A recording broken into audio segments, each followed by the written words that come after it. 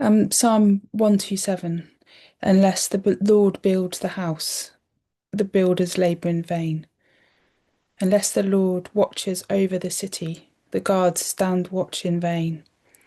In vain you rise early and stay up late, toiling for food to eat, for he grants sleep to those he loves. Children are a heritage from the Lord, offspring a reward from him. Like arrows in the hands of a warrior are children born in one's youth. Blessed is the man whose quiver is full of them. They will not be put to shame when they contend with their opponents in court. What's this second part of that psalm got to do with the first part? The main thing I wanted to focus on in this psalm is unless the Lord builds the house, we labour in vain. Um, and I've been reimagining the Bible quite a bit in terms of IFS, internal family systems, and parts work, working with ourselves as parts in this systemic way that we understand that the individual persons are a um, a set of parts with a self. Each part is a set of parts with a self. Um, each part of the person, and then the person's like a part of the family. Each member of the family is a person with parts, with a self. The family is also this system which has a set of parts and a self, and then a community, and so on, a country and a world. Um, and the parts, how Dick Schwartz has described and how it works, in my experience as well, is that the parts are kind of like gatekeepers. Um, they, if they're not in the work, we labour in vain. So we can push ourselves as hard as we want, but the part that doesn't want to do the work gets to stop things. One way or another, they get to stop the work happening properly, and it'll have to come back to the foundations. So it's a bit like building. When we build, if we're building on the rock, we don't have to take apart the foundation, go back to foundations again. We don't, the sea rushes in, the sand gets washed away, the building collapses. If we build on the rock, the sea comes in and it stands firm on the rock. What we build doesn't have to be rebuilt. So it's a bit like that with the parts. When we build steady and we with the parts permission, we're building something that has longevity, and that's really firmly rooted. So it makes me think that the parts are the thing that's been talked about in that psalm. If God's not in the work, we labour in vain. If the parts aren't in the work, we labour in vain.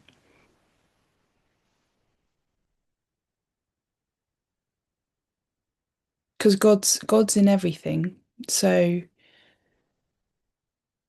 there isn't any work involved for God. Um, God is already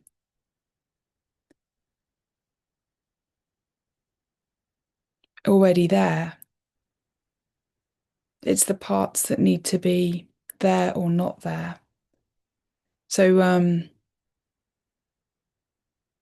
in therapy, when if someone is pushed too fast to work something through too quickly, if the therapist's in a rush, and oftentimes the client will be in a rush anyway and won't need much encouragement from the therapist to try and push past protectors in order to the protective parts in order to kind of feel better, get better to this better supposed better place that they want to be in. Um, Eventually, we have to come back to the parts that didn't want to go that fast,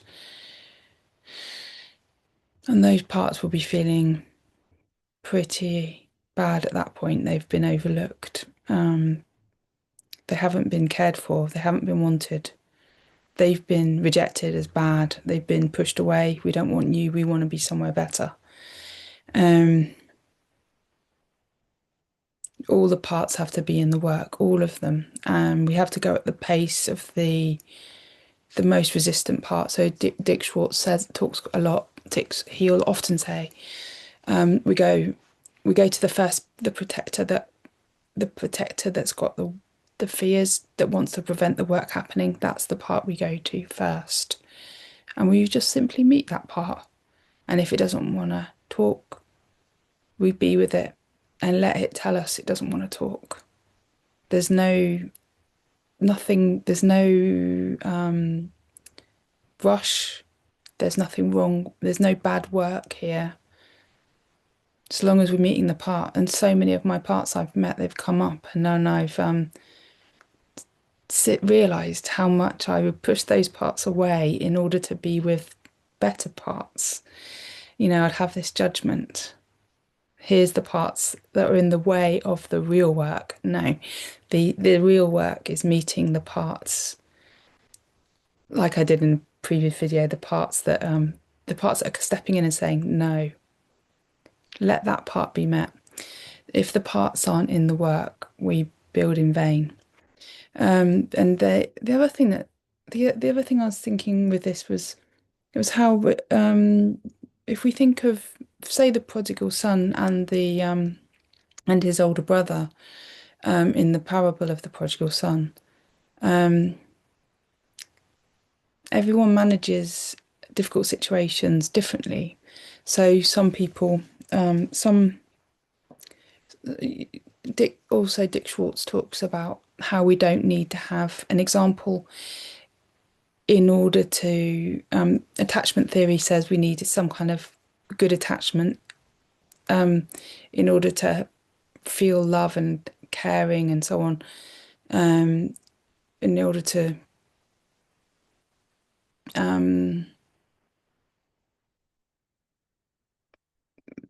I don't know exactly what attachment theory says because I'm just repeating what Dick Schwartz or noticing what Dick Schwartz has said, but I do know enough to know that I was quite surprised when with my clients finding that they'd had all round disturbed childhoods with no examples, no support, abuse, sexual abuse, physical abuse. They've witnessed violence. They've committed violent acts themselves. They've had no example of anything positive in their childhoods. They've had no sort of spiritually open-hearted people around. And yet they have very pure and open hearts. I've really observed that we don't, just like Dick Schwartz says, we don't need an example from anyone in order to find that place, because that place is within us. It's the self.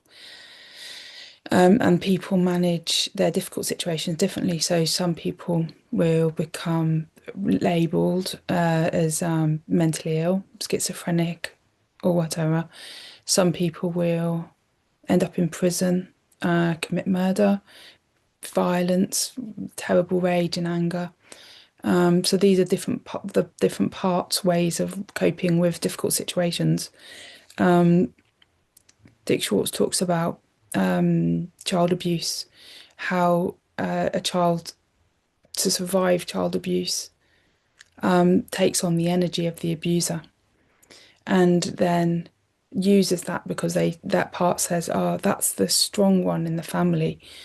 In order to not be in order to be safe, in order to be strong, I need to be like that. And so they become like that, or they see their violent stepdad who was beating people up and they end up being like that, or they're, whatever. Um, so they hold the energy of the strong person in the family, and then without realizing it, as they get older, they're replicating this behavior.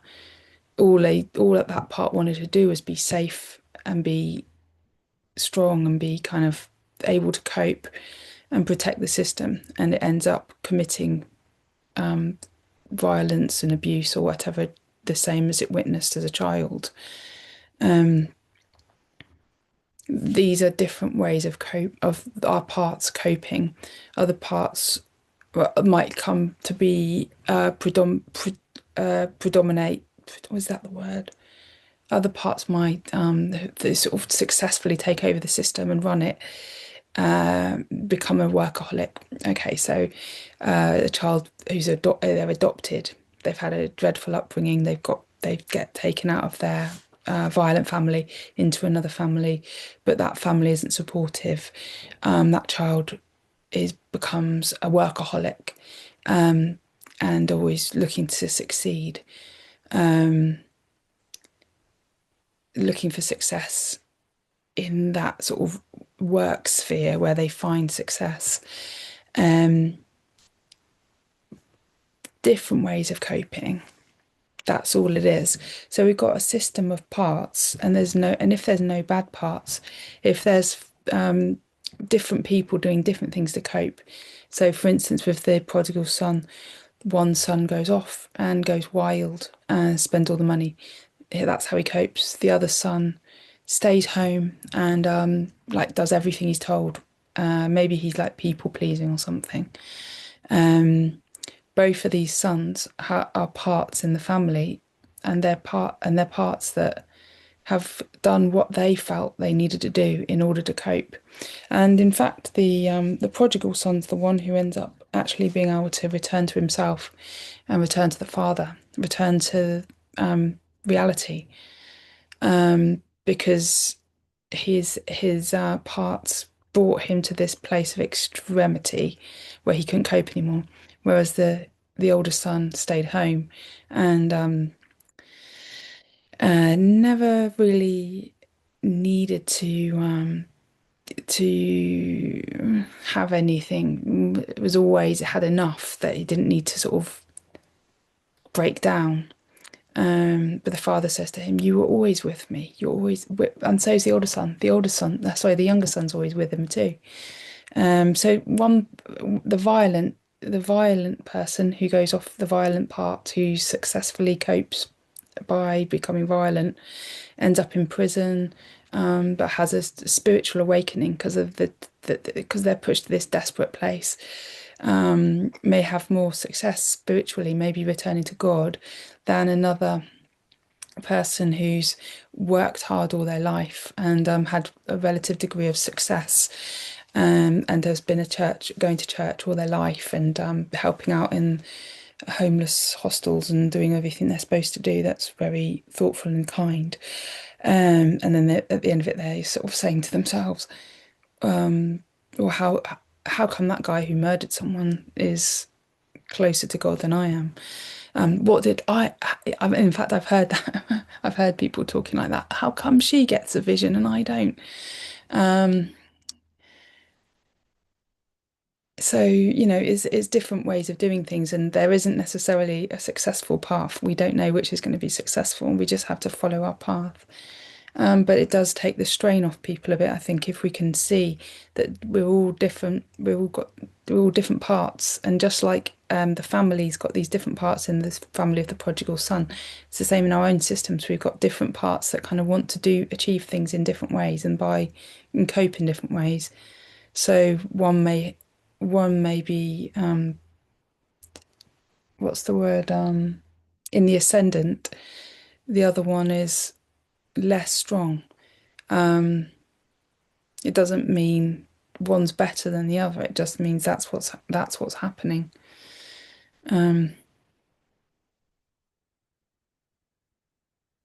What inside the family,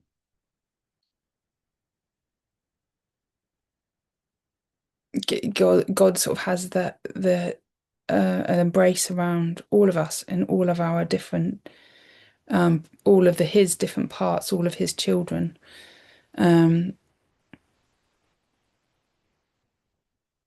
and so,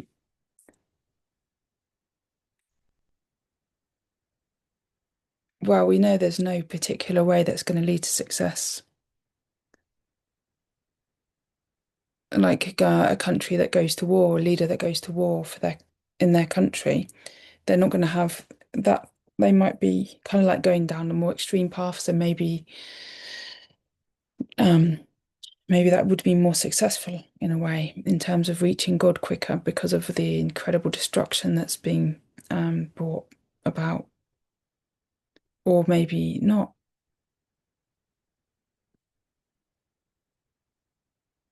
But you know what does it matter?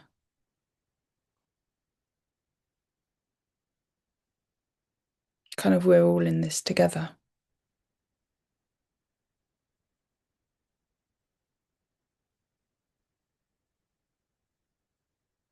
So while we've got hurting parts, like the part of the older son, the prodigal son's brother, we can't none of us can go at a faster pace. Um,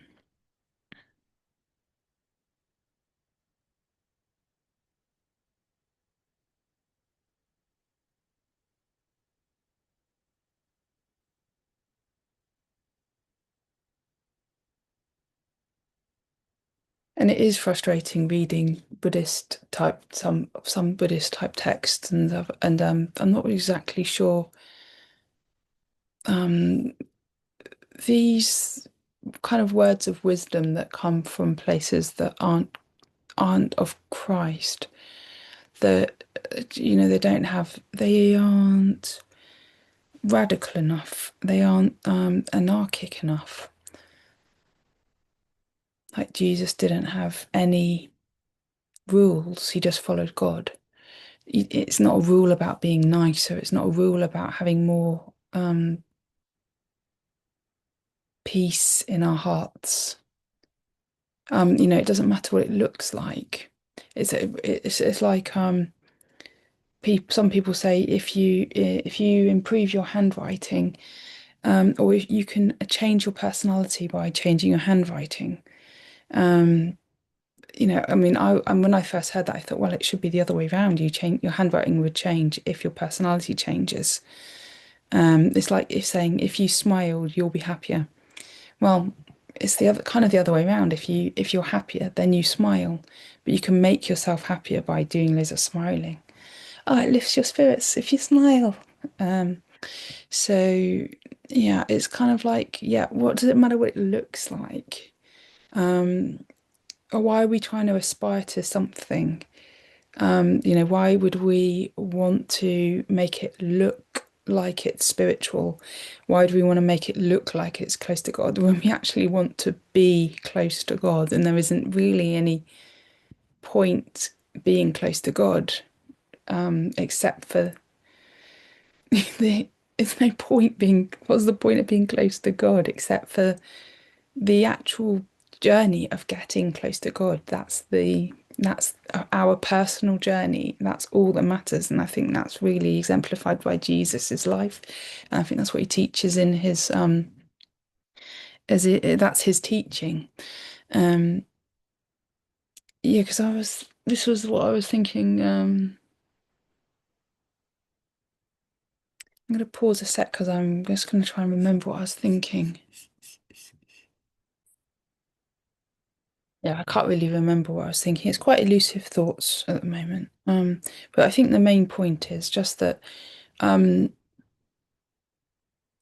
that don't need to we don't need to worry about what it looks like. It really, really, really doesn't matter what it looks like. It really is a personal thing.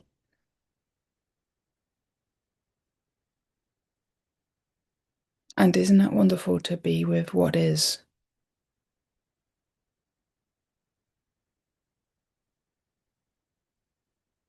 I love how abruptly the parable of the prodigal son ends, where we don't really know what happens to the older son. And the father says, I've always been with you. Is that what happens at the end?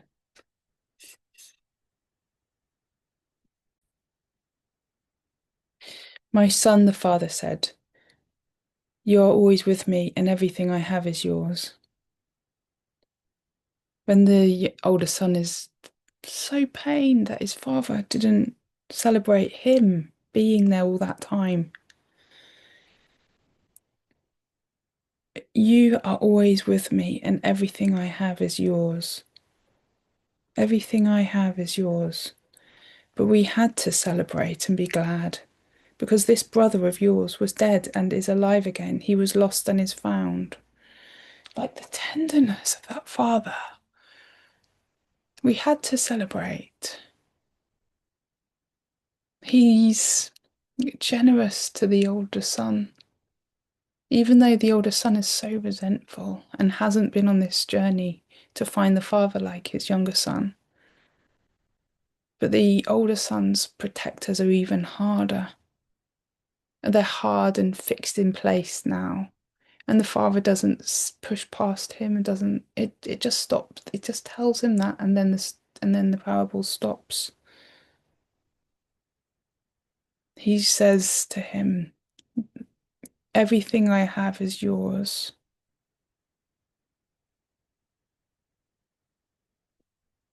But we had to celebrate. And it's painful for the parts that feel like they've worked really hard all this time. When others have been off ruining everything. It is painful. But the only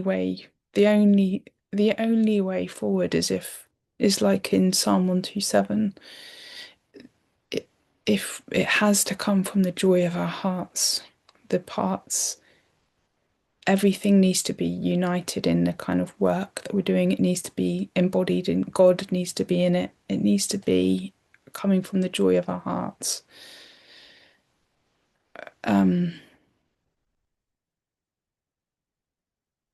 because the resentment is anything that we do with resentment just isn't gonna we can have as God gives us everything, but if we're doing it resentfully, we can't even see that we can't even see that we have everything. Can't even see the gifts that are being given to us.